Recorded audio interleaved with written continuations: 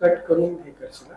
वंचित बहुजन आघाड़ी की ओर से कल जो घटना हुई, आरएसएस के मुर्दाबाद के नारे लगाए गए और इतना प्रतिसाद मिला कि देश के कोने कोने में वहाँ पे आरएसएस के खिलाफ रोष व्यक्त हुआ। तो आपका क्या कहना है? आप एक वंचित बहुजन आघाड़ी के कार्यकर्ता हो, तो आपका क्या कहना है? मैं विजय पाटिल, उपाध्यक्ष नागपुर महानगर, जो औरंगाबाद में वंचित बहुजन आघाड़ी के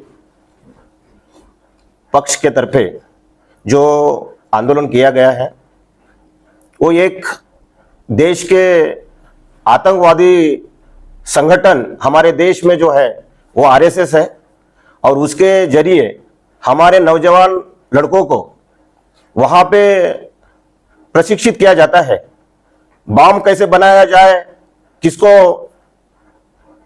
वध किया जाए।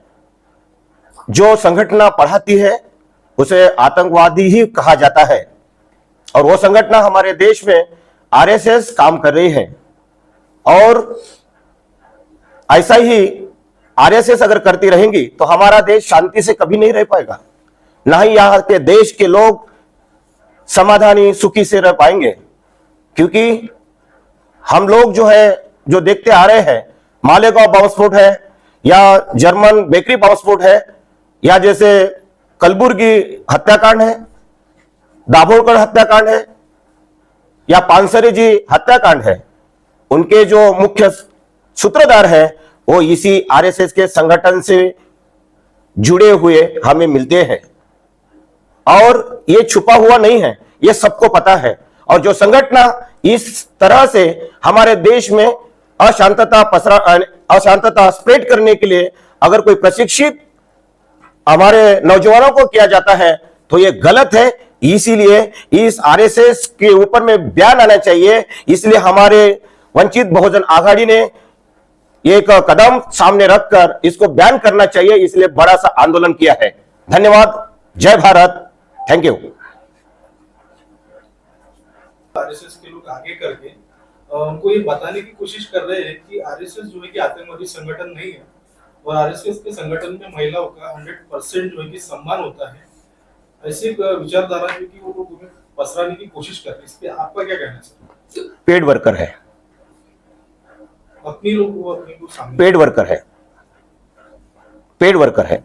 आपके जैसे नौजवान लोग हैं, उनको काम धंधा नहीं है, बेरोजगार है, उनको जो है रोजगार के लिए जो है आपको हम रोजगार देते हैं।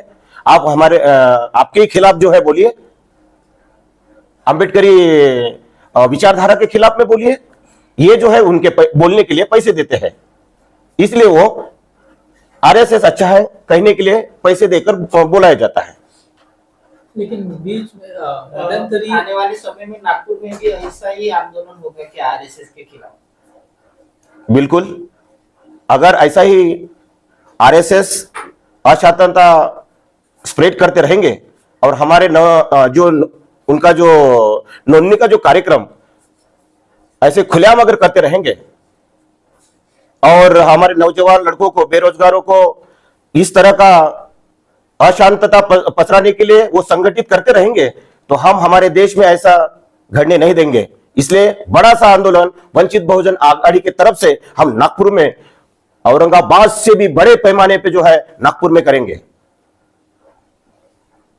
सर, एक तरफ हम लोग कहते हैं कि आरएसएस एक आतंकवादी संगठन है और पिछले 100 साल से वो सत्ता में बैठे हुए, और हर एक आतंकवादी घटना में उनका ही नाम क्यों आता है?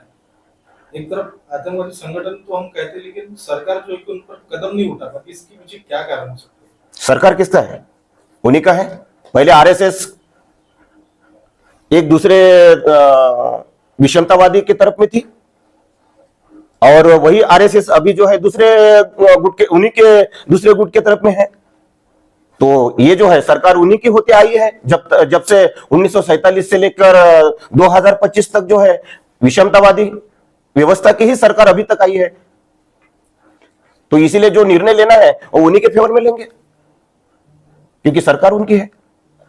तो सब विचार जो है उनके पास में फौज है, उनके पास में जो है प्रशासन व्यवस्था है, उनके पास में राज्य शासन है, उनके पास में केंद्र शासन है, न्याय व्यवस्था है, कार्यकारी व्यवस्था है, सब जो है उनके पास में है। वो कैसे भी निर्णय अपने फेवर में ले सकते हैं, इसलिए वो आरएसएस कैसे भी करके जो है अपने फेवर में निर्णय लेने की कोशिश कर रहे हैं।